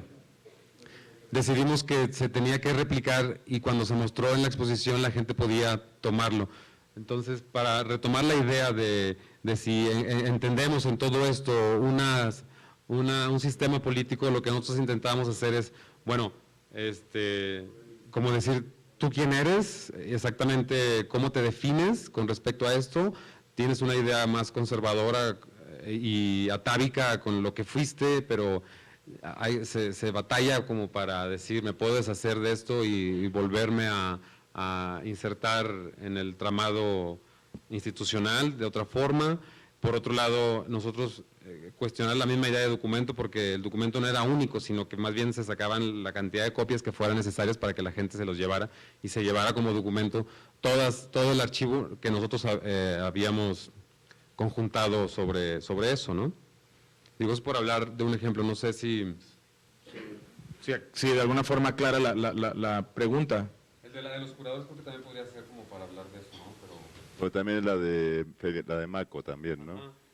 Sí, en algún momento dado en la Feria de Arte Contemporáneo en México hay una sección que se llama Zona Maco, que invitan un curador, Zona Maco Sur, que invitan un curador y que este curador lo que hace es hacer una selección, curar, una pequeña exposición dentro de la Feria de Arte. Entonces a nosotros nos escogieron para esta selección, dentro de esta selección, y al final de cuentas nos dimos cuenta que te escogían, pero no, las reglas del mercado estaban impuestas, incluso dentro de esta área, ¿no? Uno tenía que pagar el precio del boot, o sea, del stand. nosotros no teníamos dinero para pagar eso, evidentemente. Entonces, ni había una galería que nos representara en ese momento. Había una galería que nos representaba, pero había 2 galerías que nos representaban, pero no podían actuar en esta zona. Entonces era complicado para nosotros asumir el costo de la invitación, por un lado, y lo que se decidió fue, de alguna forma es un proyecto que responde a ciertas circunstancias contextuales de la feria, fue poner subastamos el boot para otro artista. Entonces lo que se hizo fue... Y de alguna forma con eso lo que intentamos era también dislocar un poco el orden curatorial, porque hasta las galerías que participan en el Mago no es la que quiera, sino que hay un filtro de selección. Entonces, y con ello también un filtro en el cual qué tipo de artistas o qué artistas pueden participar en la feria. Entonces lo que nosotros estábamos haciendo al subastar el espacio que teníamos asignado para presentar nuestro trabajo era pues el mejor postor presentara lo que quisiera. Y entonces con eso se rompía de alguna forma un orden curatorial. Era como, digamos, una forma troyana de interpelar un orden curatorial, ¿no? En la cual el que tuviera el dinero, el que apostara más, iba a poder participar en esto. Y no es que el dinero fuera para nosotros, a final de cuentas, sí había un accidente, por supuesto, pero lo que estábamos intentando era pagar la renta del stand por la cual nosotros teníamos que presentar nuestro proyecto. Fue muy interesante porque el artista que pudo pagarlo era un artista que no lo representaba ninguna galería, que no estaba dentro del mercado ni de la estructura del arte, ni en todos los términos. Entonces, pues el chavo pues tenía la lana, pagó y él puso sus obras. Ya.